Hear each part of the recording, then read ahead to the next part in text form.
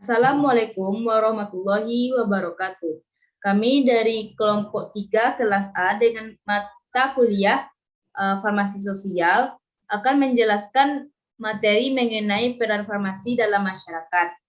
Sebelumnya, perkenalkan saya Fiona Rosa dengan nomor BP 1904042 bersama teman saya yang juga akan menjelaskan materi mengenai peran farmasi dalam masyarakat, yaitu Welis Adian. Selanjutnya, anggota kelompok 3 yaitu Zara Zelvira, Rizke Izaro Despa, Aulia Nadila, Era Wulansari, Welis Adian, saya sendiri, Fiona Rosa, Ewit Okti Erlina, Tasya Dafrilia, Dea Rizky Utami, dan Miftahul Jannah. Selanjutnya saya akan menjelaskan mengenai materi yang akan kami paparkan. Yang pertama yaitu definisi. Pelayanan kefarmasian merupakan pelayanan kesehatan yang mempunyai peran penting dalam mewujudkan kesehatan bermutu, di mana apoteker sebagai bagian dari tenaga kesehatan yang mempunyai tugas dan tanggung jawab yang besar dalam mewujudkan pelayanan kefarmasian yang aman, bermutu, dan berkualitas. Berdasarkan peraturan pemerintah nomor 51 tahun 2009 tentang kefarmasian, bahwa pekerjaan kefarmasian adalah perbuatan termasuk pengendalian mutu, sediaan farmasi, pengamanan, pengadaan, dan penyimpanan dan pendistribusian atau penyaluran obat, pengolahan obat, pelayanan obat atas resep dokter, pelayanan informasi obat, serta pengembangan obat, bahan obat, dan obat tradisional. Pada bidang farmasi berada dalam lingkup dunia kesehatan yang berkaitan erat dengan produk pelayanan, produk untuk kesehatan. Dalam sejarahnya, pendidikan tinggi farmasi di Indonesia dibentuk untuk menghasilkan apoteker sebagai penanggung jawab apotek, dan dengan pesatnya perkembangan ilmu kefarmasian, maka apoteker atau dikenal pula dengan sebutan farmasis telah dapat menempati bidang pekerjaan yang semakin luas. Apotek, rumah sakit, lembaga pemerintah, perguruan tinggi, lembaga penelitian, laboratorium pengujian mutu, laboratorium klinis, laboratorium forensik, berbagai jenis industri meliputi industri obat, kosmetikal, jamu, obat herbal, fitofarmaka, nutraceutical, health food, obat veteriner, dan industri vaksin. Lembaga informasi obat serta pelayanan obat kepada penderita melalui berbagai tahapan pekerjaan meliputi diagnosis penyakit, pemilihan, penyiapan, dan penyerahan obat kepada penderita yang menunjukkan suatu interaksi antara dokter, farmasis, penderita sendiri, dan khususnya di rumah sakit melibatkan perawat. Dalam pelayanan kesehatan yang baik, informasi obat menjadi sangat penting, terutama informasi dari farmasis, baik untuk dokter, perawat, dan penderita. Selanjutnya yaitu menurut Kemenkes Republik Indonesia nomor 889 tahun 2011, apoteker adalah sarjana farmasi yang telah lulus sebagai apoteker dan telah mengucapkan sumpah jabatan apoteker. Pada pernyataan tersebut dapat diartikan untuk dapat menjadi seorang profesi apoteker harus dapat melalui perjalanan yang panjang, mulai dari sarjana kefarmasian selama 3,5 sampai 4 tahun normalnya, profesi apoteker 1 tahun, ujian OSCE dan UKAI. Setelah lulus program kefarmasian, seorang apoteker dapat memilih beberapa bidang yang ingin digeluti seperti bidang farmasi, klinis, industri, pemerintahan, dan lain sebagainya. Pada bidang farmasi klinis atau masyarakat, eksistensi seorang apoteker sangat diperlukan. Sebagai contoh, di apoteker di puskesmas dan rumah sakit dapat memberikan edukasi atau konsultan terkait obat yang akan digunakan oleh pasien. Apoteker juga memastikan kualitas obat yang akan diberikan kepada masyarakat dengan kualitas yang baik. Apoteker juga dapat memberikan saran kepada dokter jika obat yang diresepkan dirasa kurang tepat untuk diberikan kepada pasien. Keberadaan seorang apoteker di apotik tidak kalah penting. Apoteker yang bertugas di apotik juga memiliki peran yang signifikan untuk masyarakat, seperti memberikan konsultasi atau membantu pemilihan obat kepada pasien, menjaga kualitas obat di apotik, dan memberikan edukasi kepada masyarakat. Selanjutnya yaitu saya akan menjelaskan mengenai 9 star farmasis. Yang pertama ada care and giver. Apoteker dapat memberikan pelayanan kepada pasien, memberikan informasi obat kepada masyarakat, dan kepada tenaga kesehatan lainnya. Yang kedua, ada decision maker. Apoteker mampu mengambil keputusan baik terkait pasien dan manajerial. Yang ketiga, ada komunikator. Apoteker mampu berkomunikasi dengan baik dengan beberapa pihak seperti pasien, konsumen, dan tenaga kesehatan lainnya. Yang keempat, ada sebagai leader. Apoteker mampu menjadi seorang pemimpin. Sebagai contoh, bertanggung jawab dalam pengelolaan apotek mulai dari manajemen pengadaan, pelayanan, administrasi, dan lain sebagainya. Yang kelima, bisa sebagai manajer. Apoteker mampu mengelola apotek dengan baik dalam hal pelayanan, pengelolaan, tenaga kerja, dan administrasi keuangan. Untuk itu, apoteker harus mempunyai kemampuan manajerial yang baik.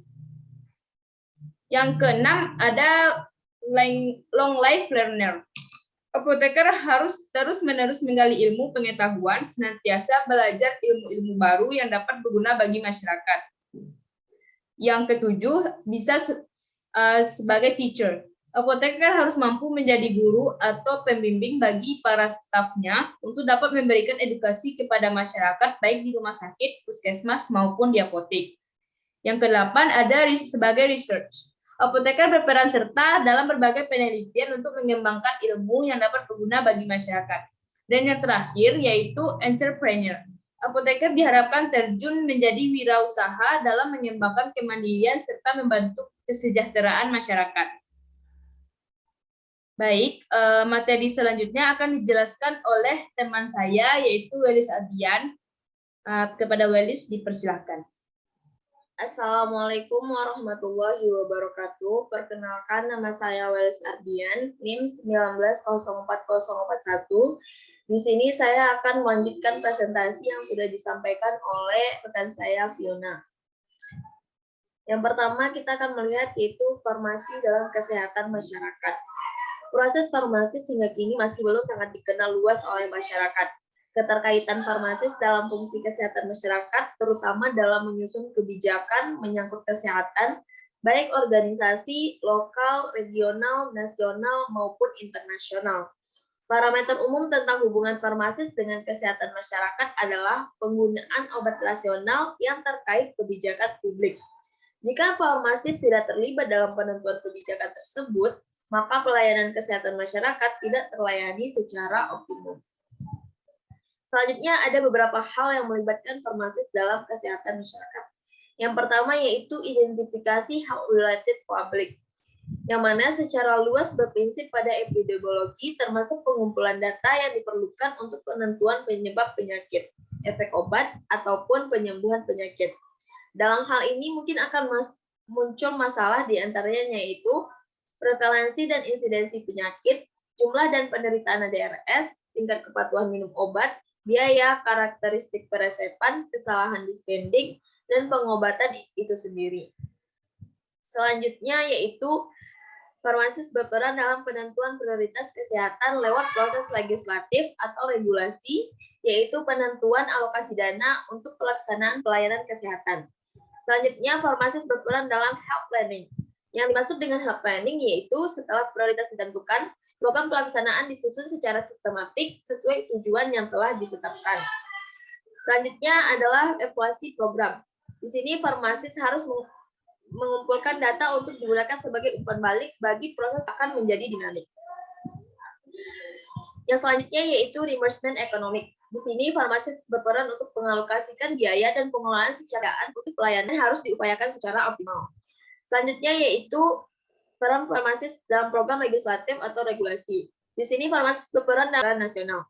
Dan yang terakhir yaitu increasing access to health yang mengoptimalisasi fungsi. Selanjutnya adalah aktivitas farmasis dalam beberapa peran farmasis dalam kesehatan masyarakat. Yang pertama yaitu imunisasi.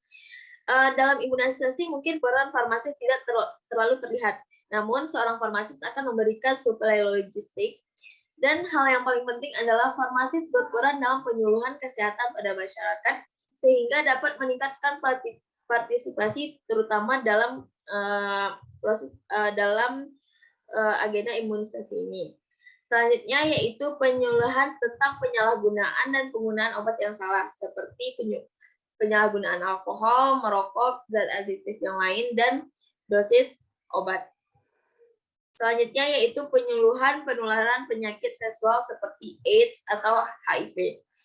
Dan yang keempat yaitu penyuluhan keluarga berencana. Di sini farmasis harus memberikan penyebaran informasi kesehatan tentang penyuluhan keluarga berencana tersebut.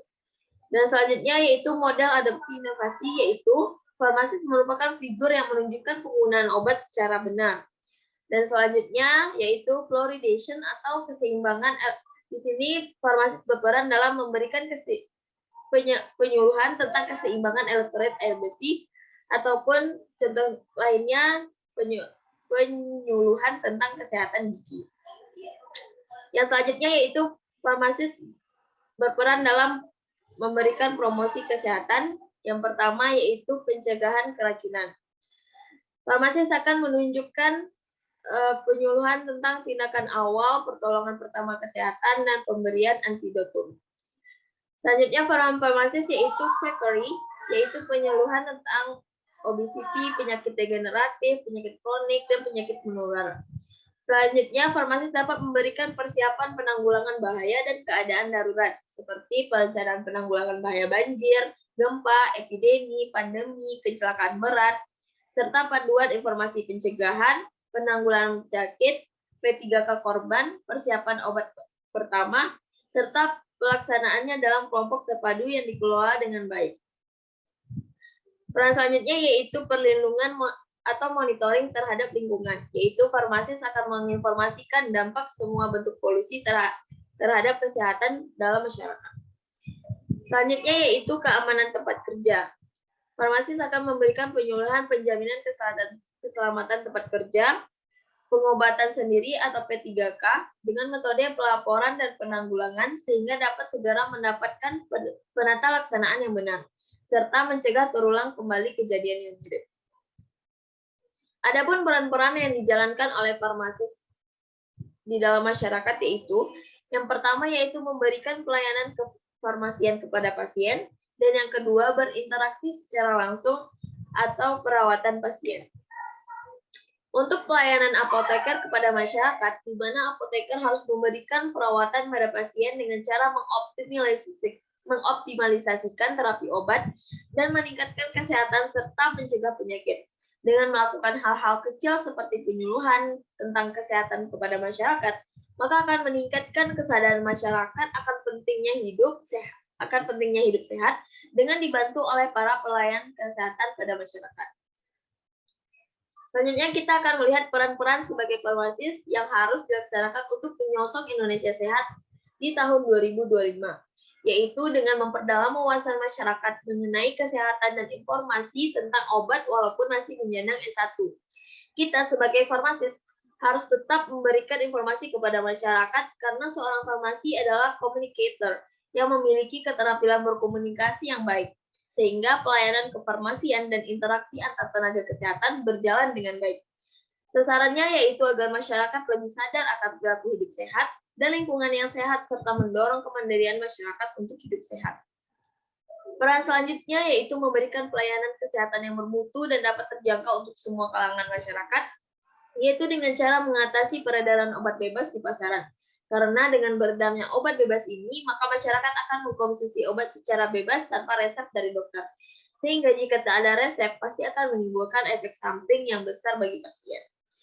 Baiklah, cukup sekian presentasi yang dapat saya sampaikan. Apabila ada kekurangan dan kesalahan, saya mohon maaf. Wabillahi taufiq wal hidayah. Wassalamualaikum warahmatullahi wabarakatuh.